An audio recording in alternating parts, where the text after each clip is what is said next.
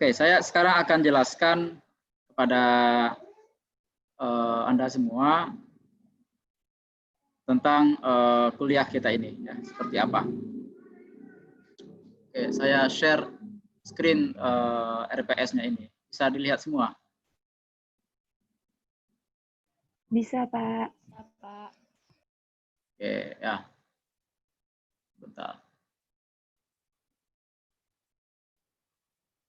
Ya, oke. Oke, ya, jadi RPS kuliah ini ya, diasuh oleh 3 orang dosen ya, saya dan kemudian Bu Rince dan Bu Riri ya. Jadi kita bagi 3 termen yang akan masuk ke semua kelas. Termen pertama saya akan masuk, kemudian nanti termen kedua Bu Riri, yang termen ketiga Bu Rince ya.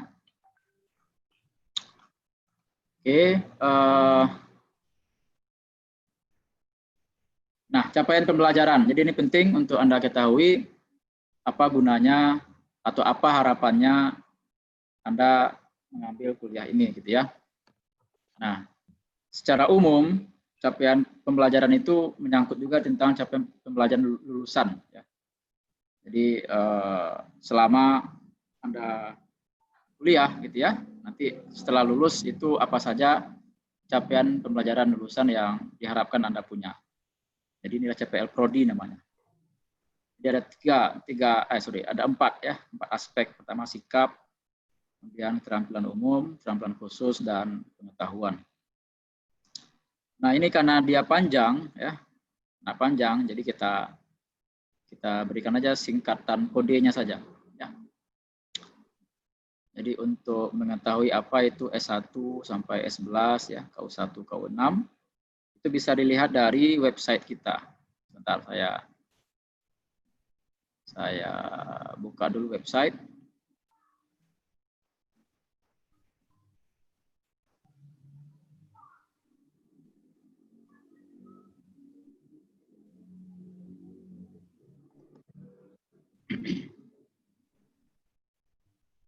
Oke ya, saya share screen. Nah, ini bisa dilihat ya website.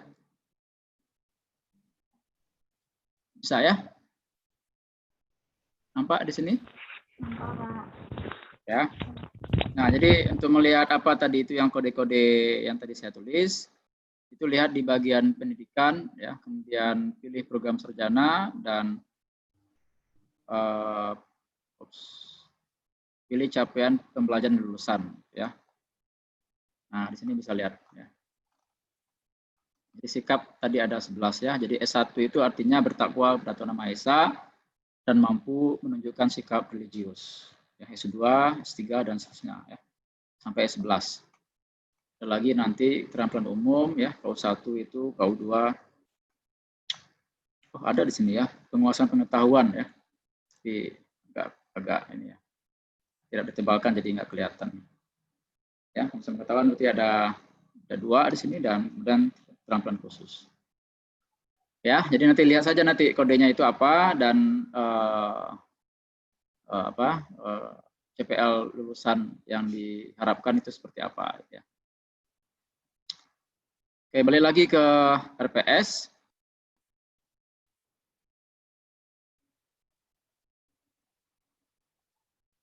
Oke, itu CPL Prodi ya. Jadi kalau Anda nanti setelah tamat dari S1 ini, Anda harus memiliki CPL yang ini. Nah, secara khusus CPL ini juga diturunkan menjadi CPMK ya, jadi capaian pembelajaran mata kuliah. Nah, untuk mata kuliah PDB ini ada 4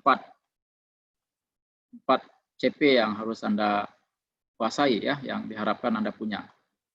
Yang pertama, Anda memiliki pemahaman akan konsep-konsep dasar ya, definisi, klasifikasi, masalah nilai awal, apa itu maksudnya gitu lah ya.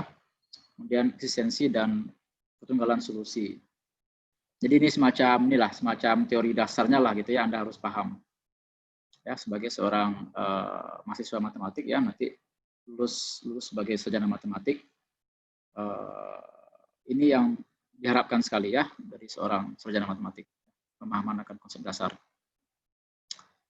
Ya, tidak hanya mata kuliah ini ya, mata kuliah lain pun juga pasti juga akan punya CP yang seperti ini. Yang kedua, Anda juga diharapkan terampil menggunakan berbagai macam metode. Ya.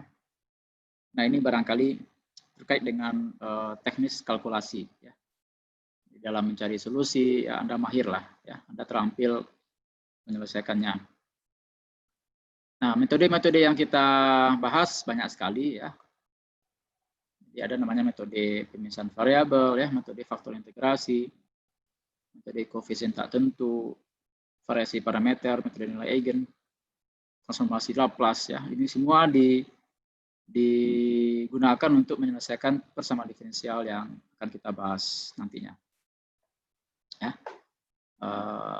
Kok banyak sekali, Pak? Ya, karena persamaan diferensial itu tidak hanya satu jenis, ya, banyak jenis, ya, banyak klasifikasi, sehingga untuk satu kriteria persamaan diferensial maka barangkali hanya bisa diselesaikan oleh satu metode saja. Ya.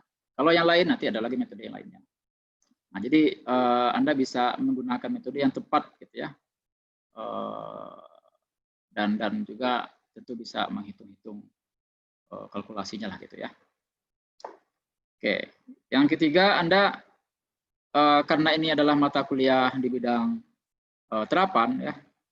Jadi selain teori, selain hitung-hitungan, ya, Anda juga diwajibkan untuk memiliki pemahaman terhadap aspek fisis, ya, dari teori yang dibahas, serta kemampuan menginterpretasikan solusi yang diperoleh. Ya, jadi tidak hanya sekedar selesai menyelesaikan persamaan, ya, dapat solusinya, udah selesai, ya, tidak hanya seperti itu, ya. Tapi ada cerita di balik itu, gitu ya. Apa yang diperoleh ini maksudnya apa? Maksudnya secara nyata apa? Secara fisis apa? Ya, secara aplikasi realnya seperti apa, gitu. Apa maknanya? Nah, ini harus bisa dipahami, gitu ya, dari mata kuliah ini. Yang keempat adalah memiliki kemampuan menggunakan aplikasi Maple, ya. Jadi salah satu software matematik yang sangat penting untuk Anda kuasai. Nanti sebagai lulusan matematik nanti akan software ini akan familiar, gitu ya, untuk dipakai, ya, baik dalam dunia kerja, dalam bidang penelitian, ya, itu sebagai bekal Anda untuk bisa bersaing nanti dengan lulusan lain, ya. Anda harus menguasai ini. Jadi aplikasi ini adalah sebetulnya tidak hanya untuk persamaan diferensial, ya, tapi lebih pada masalah matematik secara umum. Tapi dalam hal ini kita menggunakan Maple ini khusus untuk masalah-masalah seputar persamaan diferensial biasa, ya. Jadi empat ini capaian pembelajaran yang harus Anda miliki nantinya dalam mata kuliah ini, ya. Jadi yang pertama, paham tentang teori dasarnya, ya. Yang kedua, terampil dalam menggunakan metode-metodenya.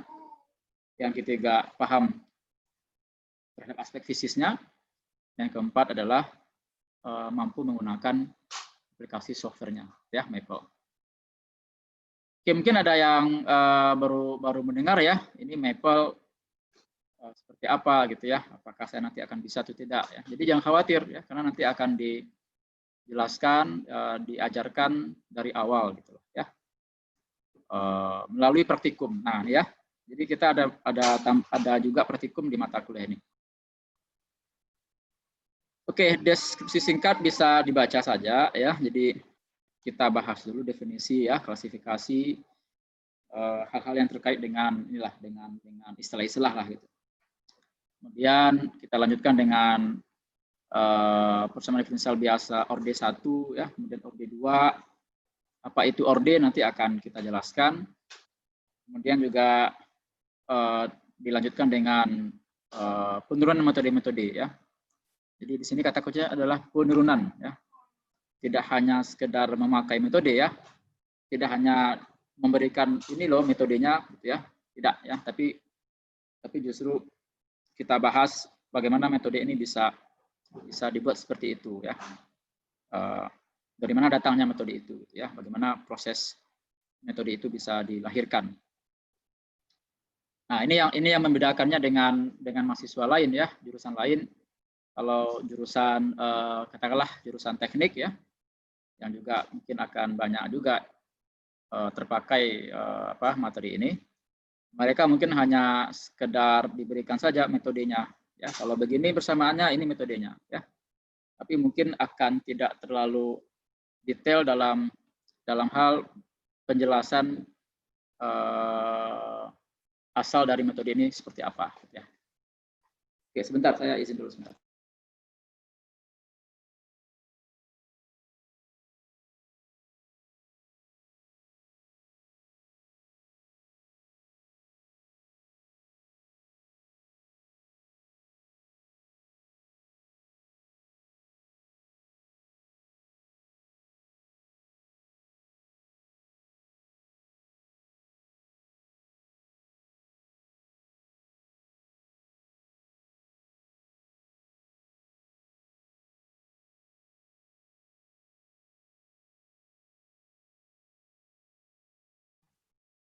Oke ya, kita lanjutkan. Oke, jadi setelah dibahas ya OD1, OD2, kemudian proses metode-metode yang akan dipakai gitu ya. Nanti juga akan dilanjutkan dengan ODN gitu ya, OD tingkat tinggi. Jadi lebih umum. Kemudian lanjut lagi ke sistem persamaan diferensial biasa. Ya. Jadi kalau sudah bicara sistem, maka kita bicara lebih dari satu persamaan. Ya, 2 persamaan ya, 3 persamaan, n persamaan ya. Di sini nanti akan terpakai matriks ya, konsep matriks. Jadi kuliah aljabar linear elementer ya, yang Anda dapatkan di semester kemarin ya. Nah, itu akan terpakai di sini. Ya. Jadi mungkin ada yang bertanya apa matriks ini apa sih nanti gunanya gitu ya, apa aplikasinya, determinan ini apa gunanya, nilai eigen ya, faktor eigen apa gunanya. Nanti itu semua akan terpakai. Dan Anda bisa lihat apa gunanya di pembahasan sistem persamaan diferensial biasa. Ya. Nah, terakhir akan dibahas tentang konsep transformasi Laplace ya. Lagi-lagi ini juga adalah sebuah metode ya. Metode dalam menyelesaikan persamaan diferensial biasa. Ya, sesuai dengan namanya karena yang menemukan Laplace ya, seorang matematikawan, maka namanya juga disematkan gitu ya, menjadi transformasi Laplace gitu. Nah, seperti tadi yang saya katakan, mata kuliah ini juga dibekali dengan praktikum ya, dengan tujuan Anda bisa mahir atau paham lah gitu ya, menggunakan aplikasi Maple. Nah, hal yang paling penting juga adalah bahwa di kuliah ini nanti di akhir pertemuan gitu ya, beberapa pertemuan terakhir lah gitu ya, nanti Anda akan diberikan semacam tugas project gitu lah, ya. Tugas project yang dikerjakan secara berkelompok. Dan ini akan menjadi tugas akhir dari kegiatan praktikum. Ya. Jadi project ini semacam implementasi lah gitu ya, implementasi dari materi-materi kuliah yang diajarkan dan juga praktikum. Ya. Kalau kuliah mungkin banyak teorinya gitu ya, nah praktikum nanti akan disempurnakan dengan pemakaian aplikasi teknologi softwarenya gitu. Nah, jadi kombinasi dua ini nanti akan menjadi modal Anda dalam mengerjakan tugas proyek ini. Nah, topik proyek yang akan nanti diberikan itu adalah berupa masalah-masalah nyata yang sederhana, ya, tetapi menarik ya. Nanti akan kita bahas lah beberapa topik gitu ya, seperti apa sih, apakah betul menarik atau tidak gitu kan. Nanti akan kita lihat ya. Nah, tujuannya adalah supaya Anda bisa bisa termotivasi ya dalam mempelajari materi kuliah ini ya, dan bisa melihat keterkaitan dan keterpakaian materi tersebut dengan bidang terapan lain. Ya, karena beberapa survei mengatakan bahwa orang susah atau orang tidak suka belajar matematik karena tidak tahu apa gunanya itu, ya, matematik itu bisa dipakai di mana gitu. Nah, jadi kalau dengan memperkenalkan ini, ya, Anda sendiri bisa langsung merasakan, mengerjakan penerapannya, ya. Jadi harapannya Anda bisa lebih termotivasi lah gitu ya untuk mempelajari ini.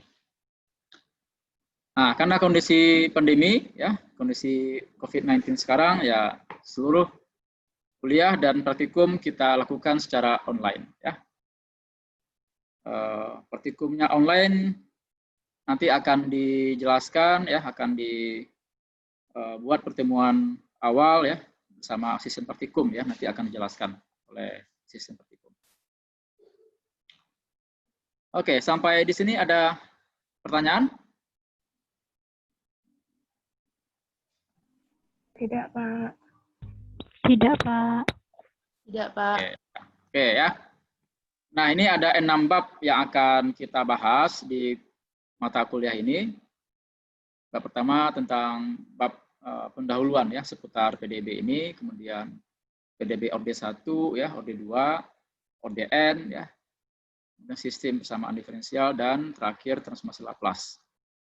Bab 1, 2, 3 nanti saya yang akan masuk ya, yang mengajarkan. Bab 4, 5 itu nanti Bu Riri. Bab 6 nanti oleh Bu Rince ya. Nah, pustaka referensi kita ada 2 ya, teman. Yang utama adalah yang ini, buku OECD Prima ini, edisi 10.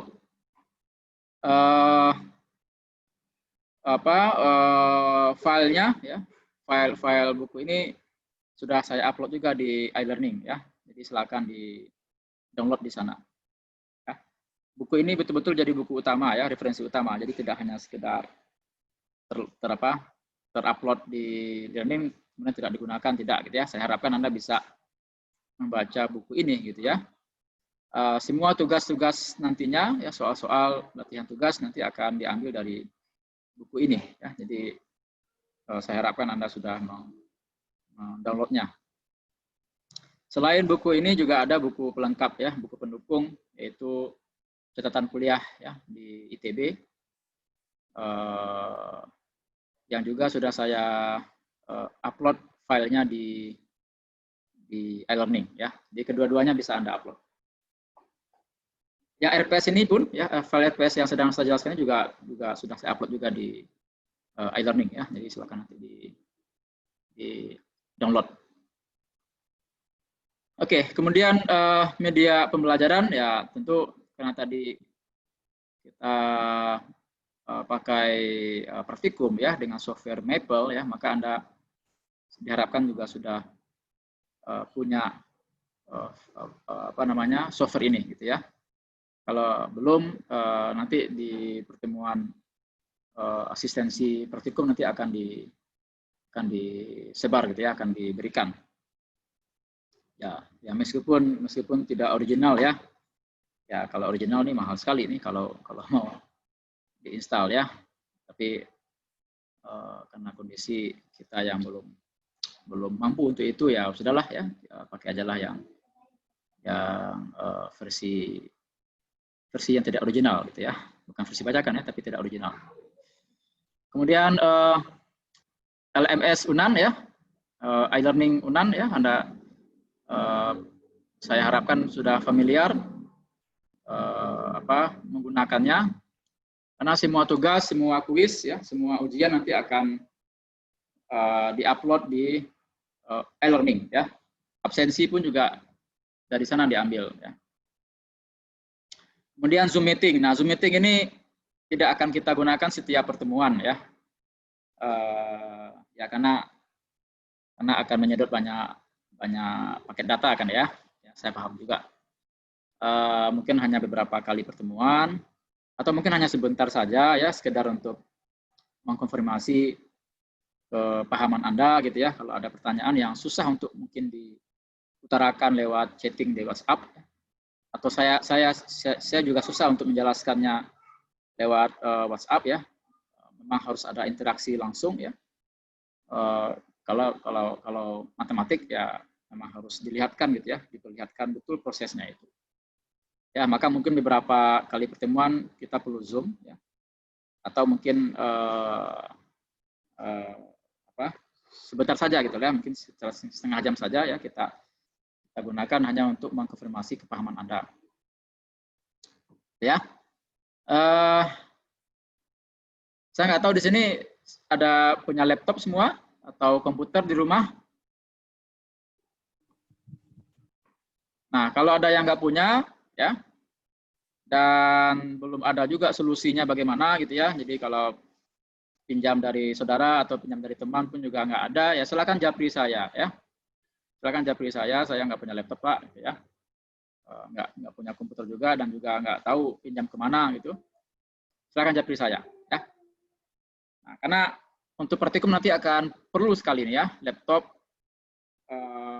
untuk mengerjakan atau berlatih praktikum ini. Ya, karena kita online ya. Kalau offline itu fasilitas di jurusan sekarang sudah lengkap ya, labornya sudah 3 ruangan sekarang dengan penataan meja yang baru dan spesifikasi komputer yang juga canggih sekarang gitu ya, lebih update sekarang. Nah, cuman karena kondisi sekarang ya kita belum bisa gunakan itu. Ya, jadi kalau ada yang kesulitan ya dalam fasilitas laptop atau komputer, silakan japri saya ya. Jadi, jangan sampai didiamkan saja, kemudian Anda nggak bisa mengikuti dengan baik, ya itu kan Anda sendiri nanti yang rugi ya. Semua kendala, semua masalah jangan sampai didiamkan ya.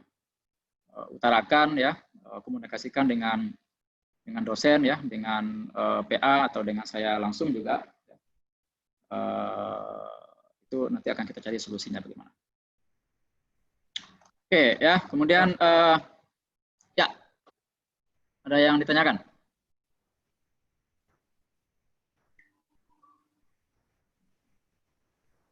Halo, tadi ada yang ini ada? Ada ya, oke. Ya kalau ada yang ditanyakan langsung aja ya, langsung aja bersuara gitu ya. Jangan tunggu saya selesai, karena kalau tunggu selesai nanti jadi lupa kan. Nah, kemudian komponen penilaian ini yang paling penting ya. Jadi karena kita ada 3 dosennya, maka juga ada 3 kali ujian ya. Ujian 1, 2, dan 3. Jadi ujian 1 ini nanti akan diadakan di UTS ya, di masa UTS. Tapi materinya ya sesuai dengan materi yang saya ajarkan. Gitu. Ujian 2 nanti akan diadakan di antara UTS dan UAS lah gitu ya, nanti akan ada pengumuman jadwal kapan sama Bu Riri. Kemudian ujian 3 itu sama Bu Rinci nanti akan diadakan di masa UAS. Ya. Nah, masing-masingnya bobotnya 20%. Ya. Kemudian juga ada kuis ya. Kuis setiap dosen akan ada kuis nantinya. Nanti kita totalkan ya, kita rata-ratakan nilai kuisnya itu. Nah, rata-rata ini akan diambil 5%-nya. Ya. Kemudian tugas keaktifan juga setiap dosen akan menilai ya, akan memberikan tugas, akan memberikan penilaian keaktifan juga. Nanti ditotalkan, dirata-ratakan, nanti akan menjadi bobotnya adalah 15%. Dan kemudian praktikum ya, dan proyek akhir. Jadi ini satu paket nih ya. Jadi praktikumnya dan proyek akhir nanti akan nilainya adalah 20%. Ya, karena proyek akhirnya menjadi tugas akhir praktikum gitu ya. Jadi sudah include dengan nilai ini ya, nilai praktikum dan proyek akhir ini 20%. Oke, tapi ada catatan di sini ya. Jadi untuk praktikum, kalau bagi yang mengulang, ya, kalau Anda sudah lulus praktikum di semester kemarin, ya Anda nggak wajib lagi untuk ikut praktikum. Ya. kalau sudah lulus ya. Lulus itu kalau tidak salah nilainya itu saya lupa. Dia ada tuh ya di panduan praktikum. Kalau tidak salah itu sama dengan nilai di kuliah ya. Jadi kalau tidak lulus tuh misalnya 45 ya. 45 ya, kalau kurang 45 maka tidak lulus ya. Nah, kalau tidak lulus maka wajib untuk ikut praktikum lagi. Kalau lulus ya oke, tidak masalah, tidak ikut ya. Tapi kalau mau ikut juga nggak masalah juga gitu ya. Siapa tahu Anda ingin meningkatkan nilai praktikumnya, memaksimalkan nilai praktikum ya silakan saja gitu. Nah, tapi intinya di sini kalau nanti di akhir nanti praktikum nggak lulus sama sekali, ya maka kuliahnya juga nggak lulus ya, otomatis. Meskipun ujian 1, ujian 2, ujian 3, kuis tugasnya 100, ya tapi praktikumnya nggak lulus, maka itu nggak lulus kuliahnya. Nah, jadi jangan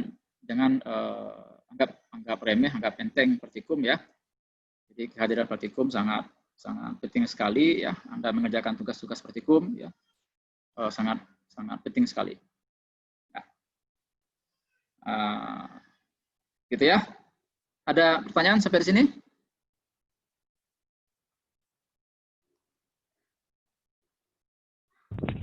Tidak, Pak. Cukup. Oke. Kok ngomongnya kok nggak semangat ya? Nah, Citra. Oke, udah makan siang nih kan semua kan? Belum? Ada yang belum makan siang?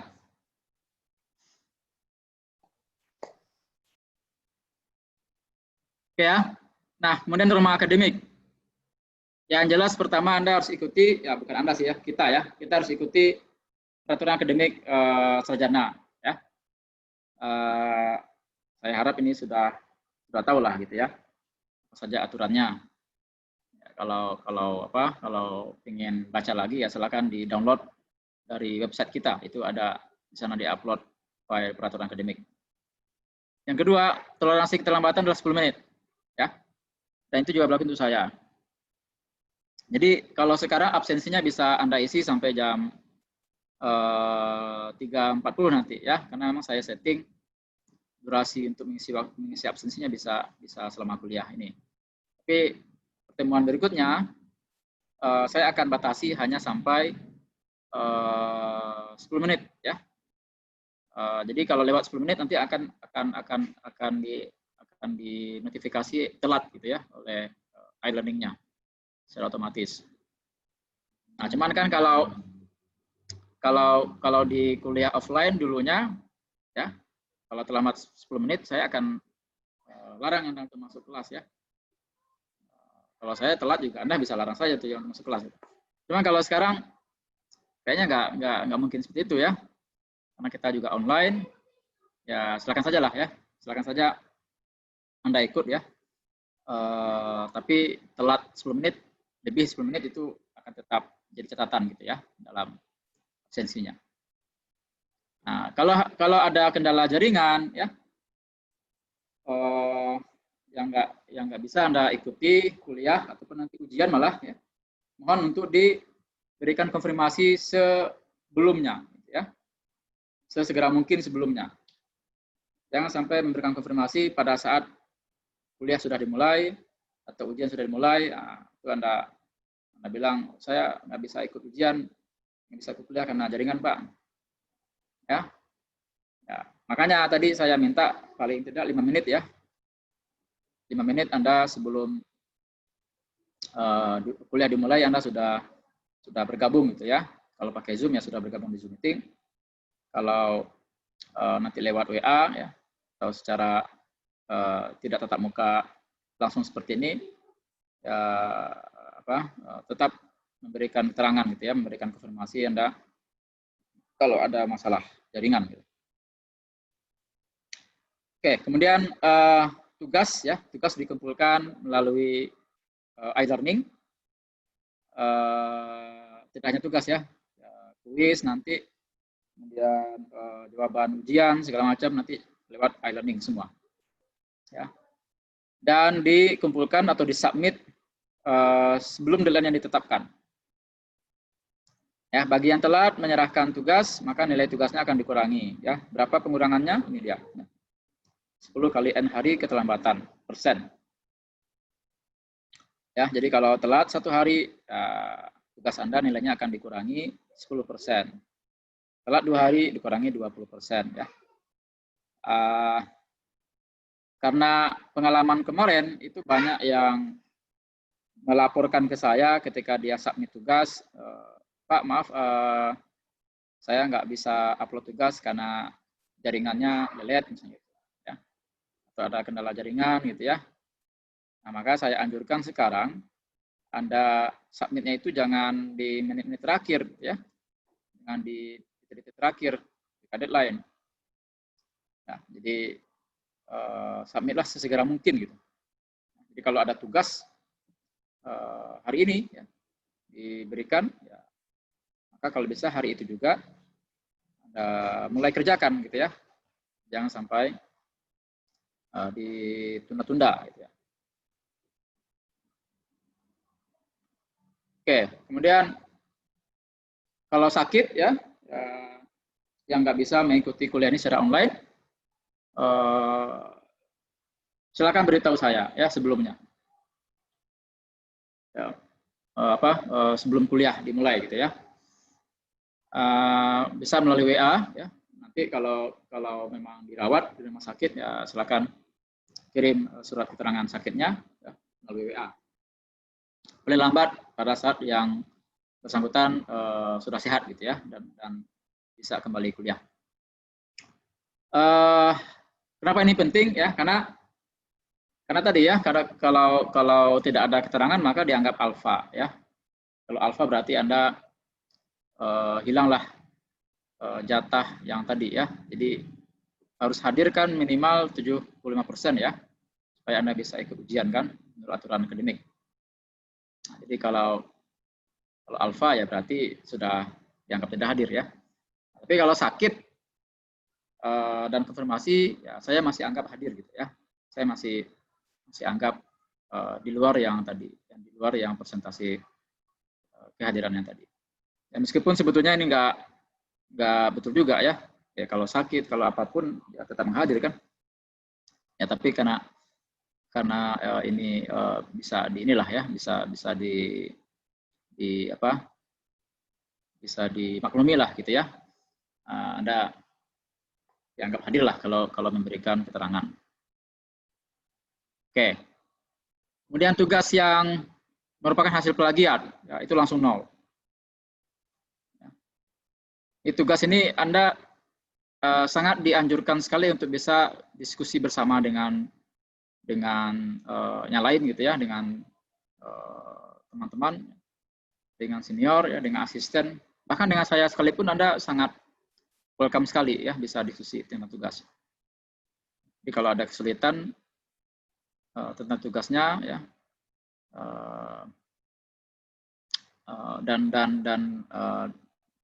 diskusi dengan teman pun juga nggak tahu caranya bagaimana ya, mentok ya silakan ditanyakan ke saya ya, saya siap memberikan petunjuk ya untuk menyelesaikan tugas tersebut ya. Jadi boleh kerjasama gitu ya tugasnya, tapi dalam pembuatannya menuliskannya di kertas ya itu harus dengan bahasa sendiri ya, tidak melihat contekan teman gitu. Nah, yang dilarang adalah yang itu ya. Jadi copy paste saja gitu, tanpa paham apa yang ditulis ya. Nah, itu kan berarti kan tidak baik. Nah, jadi tugas yang seperti itu maka langsung diberi 0. Nanti kita tidak akan pandang bulu nih ya, maksudnya siapa tugas yang dicontek, siapa yang mencontek ya. Itu kan kita tidak tahu ya. Pokoknya pukul rata aja. Kalau ada tugas yang sama persis, tulisannya, kalimatnya, gitu ya, posisi layoutnya segala macam, itu berarti sangat dipastikan itu adalah hasil kopas, gitu ya, dan dua-duanya diberi 0. Nah ini sangat mudah sekali ya, sangat mudah sekali untuk mendeteksinya. Kita nanti akan ada asisten mata kuliah juga, gitu ya. Jadi asisten mata kuliah nanti akan saya saya tekankan betul untuk melihat tugas-tugas ini kalau ada yang plagiat langsung ditandai dan nilainya 0. Ya, demikian juga kalau ketika ujian, ya. Ketika ujian kalau berlaku curang, apapun bentuk kecurangannya itu langsung juga 0. Ya, pengalaman ujian daring yang kemarin itu banyak sekali kasus yang saya dapatkan gitu ya dari laporan berbagai macam dosen. Ya, berbagai dosen itu bisa banyak ininya ya, banyak strateginya. Ada yang dalam satu ruangan mereka kumpul sama-sama ya mengerjakan bareng-bareng meskipun dalam dalam laptopnya itu terkesan sendiri ya, padahal ada di dalam ruangan yang sama. Atau ada juga yang buat grup khusus ya, grup WA khusus untuk sharing jawaban yang ada. Atau ada yang minta tolong ke senior ya mengerjakan ujiannya ini. Nah, itu semua kan bentuk kecurangan ya. Nah, itu nanti akan diberikan hukuman dengan nilai 0 ya. Nah, itu sangat mudah untuk mendeteksinya ya. Sangat mudah untuk mendeteksinya. Ya, karena kita bisa melihat ya. Sama dengan tugas tadi ya. Mana yang sama. Layoutnya, kalimatnya sama, nah itu pasti itu ya, pasti itu dibuat dalam tindakan yang curang. Ya, jadi saya sarankan ini pada Anda semua ya, mari kita betul-betul jagalah ya, ini kan nilai-nilai integritas nih ya. Makanya di sikap tadi di capaian pembelajaran lulusan ada sikap tadi kan, sikap ada tentang kejujuran. Ya, jadi lebih baik nilai rendah ya, tapi dengan jujur itu akan lebih bermakna, akan lebih apresiasi dosen tersebut. Yang daripada tinggi tapi sama sekali bukan hasil kerja sendiri. Untuk apa gitu kan? Itu kan Anda membohongi diri sendiri berarti. Ya, nilainya tidak mencerminkan kemampuan Anda sesungguhnya. Oke ya, nah kalau ada hal-hal lain yang belum kita sepakati, nanti akan kita sepakati kemudian. Ya. Oke, mata kuliah persyaratnya, saya pikir semua sudah ngambil ya. Semester 1, semester 2 ini kan. Ini tidak masalah ya. Makanya tadi ya, Ali menjadi persyarat karena pembahasan sistem sama diferensial tadi, itu memerlukan pemahaman Anda tentang materi matriks gitu ya, dan kaitannya gitu di mata kuliah ALE. Oke, ada pertanyaan sampai di sini? Ini saya saja yang ngomong nih. Ada?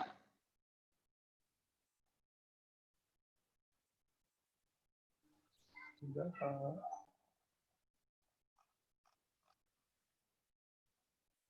Nggak ada?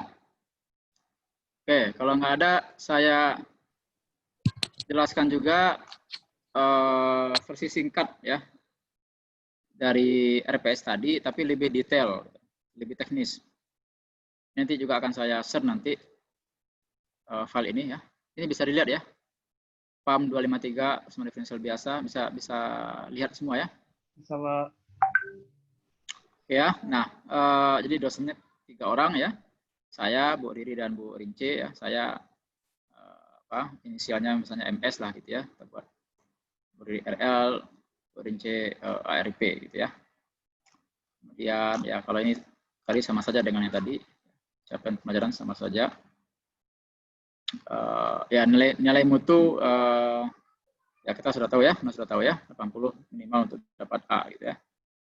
Kalau E 45 kurang 45 gitu ya E.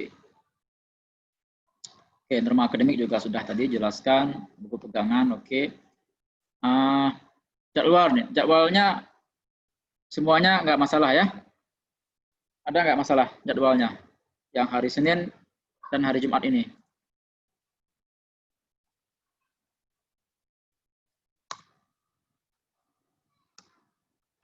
Ada yang bentrok kan? Oke Oke semua ya. Ya, karena Senin kemarin kita libur ya, ya sekarang juga libur sih ya. Maka perlu jadwal tambahan ya. Nanti kita sepakati lah ya kapan kita bisa adakan. Jadi Senin tetap kuliah minggu depan, tapi ada tambahan hari lain gitulah ya untuk mengganti hari Senin yang kemarin. Oke, kontak person ini ya, yang kelas A tadi ya, Dani Dwi Kurniawan ya. Kelas B, kelas C sudah. Nah, ini yang saya ingin jelaskan ya. Jadi rencana perkuliahan tiap minggunya itu Anda bisa lihat di sini ya. Kita sudah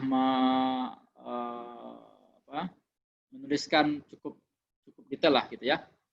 Minggu per minggu apa saja yang akan dibahas, apa saja yang akan dipelajari. Ya, jadi seperti sekarang minggu pertama ya harusnya kan kemarin ya, ada Senin kemarin ya harusnya nih. Di minggu pertama, pertemuan pertama tentang ini ya, pengenalan dan kontrak perkuliahan. Nanti di pertemuan kedua nanti tentang ini ya, definisi, motivasi, klasifikasi, sejarah, contoh-contoh awal gitu ya. Nah, di samping ini itu ada referensi yang bisa Anda baca terkait materi yang diajarkan di minggu tersebut. Ya, apa tujuannya ini ya? Ya tujuannya supaya Anda bisa membaca dulu ya, bisa dipersiapkan dulu dengan membaca sesuai dengan referensi ini ya. Jadi misalkan pertemuan minggu depan lah gitu ya. Nah, masuk ini kan PDB terpisah, PDB linier ya. Anda bisa membaca nih ya, referensi pertama perhatikan buku yang tadi ya, buku C dan buku 5 tadi. Anda lihat bab 21, 22 dan 26 gitu ya. Silakan dibaca ini. Untuk materi tentang yang ini semua. Ya, atau di buku 2 juga bisa ya, buku 2 Anda bisa baca bab 1, 21 dan 22 di sini. Ya, jadi saya harapkan dengan informasi ini Anda bisa lebih baik ya mempersiapkan kuliah ini gitu ya. Dengan membaca terlebih dahulu referensi atau buku rujukan yang sudah diberikan ya. Nah, saya akan masuk 5 minggu pertama ya. 5 minggu pertama jadi bahas pendahuluan tentang PDB-nya, kemudian OD1 dan OD2. Kemudian Bu Riri akan masuk ke minggu ke-6 ya. 6, 7 dan kemudian 3 minggu setelah UTS ya. Membahas tentang PDB ODN dan sistem persamaan diferensial. Terakhir nanti Bu Rince ya, akan bahas tentang transformasi Laplace ya di 4 minggu terakhir. Nah, saat ini kita tidak ada lagi minggu tenang ya. Jadi sesuai dengan jadwal akademik yang direvisi terbaru itu, kita tidak ada lagi jadwal minggu tenang ya. Jadi setelah pertemuan terakhir nanti kita langsung ke UAS.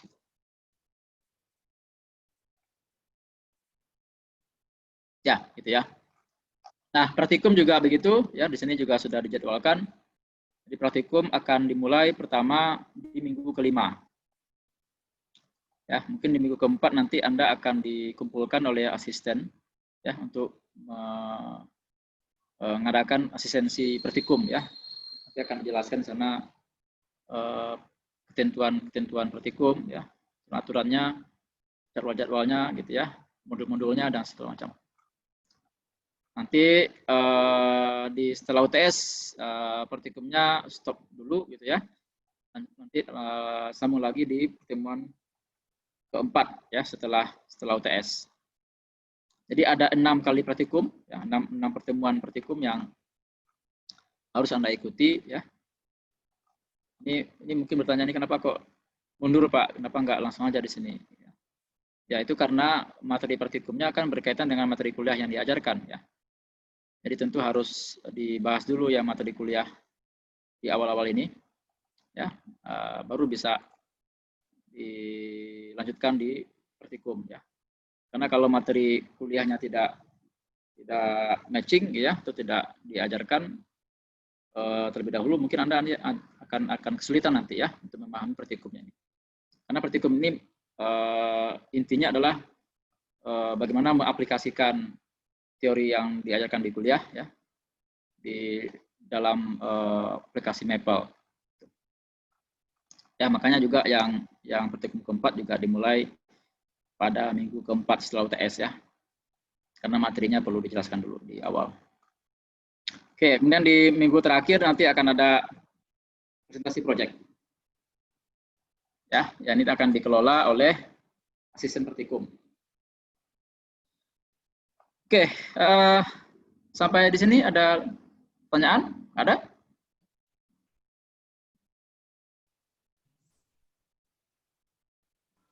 Cukup ya? Cukup jelas ya? Cukup, Pak. Ya, oke ya. Ya, jadi kegiatan praktikum nanti silakan ditunggu saja nanti informasi dari asisten. Oke ya, terakhir ini ada pesan ya, ada quote dari seorang matematikawan yang berperan penting dalam pengembangan komputer ya, yaitu John Lua Van Neumann. Dia mengatakan seperti ini ya. If people do not believe that mathematics is simple, it is only because they do not realize how complicated life is. Jika orang tidak percaya bahwa matematik itu mudah, ya, itu hanyalah karena mereka tidak sadar bahwa betapa susahnya hidup ini, gitu ya, betapa komplikasinya hidup ini. Nah, gimana tuh? Jadi ini pesan supaya jangan mempersusah hidup dengan membuat atau dengan menganggap matematik itu susah. Gitu. Jadi kalau sudah menganggap matematik susah, ya hidup Anda akan susah, jadi susah lagi gitu ya. Nah, jadi anggap dia mudah, gitu ya. Jadi kalau sudah menganggap mudah, maka orang itu akan sadar bahwasanya hidup ini susah, gitu ya. Nah, sehingga jangan dipersusah dengan menganggap matematik susah.